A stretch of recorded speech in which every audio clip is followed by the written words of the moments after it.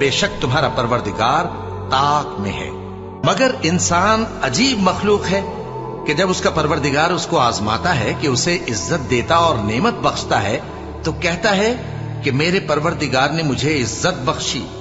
اور جب دوسری طرح آزماتا ہے کہ اس پر روزی تنگ کر دیتا ہے تو کہتا ہے کہ میرے پروردگار نے مجھے ذلیل کیا۔ یوں نہیں، بلکہ تم لوگ یتیم کی خاطر نہیں کرتے اور نہ مسکین کو کھانا کھلانے کی ترغیب دیتے ہو، اور میراث کے مال کو سمیٹ کر کھا جاتے ہو اور مال کو بہت ہی عزیز رکھتے ہو۔ یوں نہیں، جب زمین کوٹ کوٹ کر برابر کر دی جائے گی اور تمہارا پروردگار جلوہ فرما ہوگا اور فرشتے قطار در قطار آ جائیں گے اور دوزخ اس دن سامنے لائی جائے گی، تو انسان اس دن سوچے گا، مگر اب سوچنے سے اسے فائدہ کہاں مل سکے گا؟ کہے گا کاش میں نے اپنی اس زندگی کے لیے کچھ آگے بھیجا ہوتا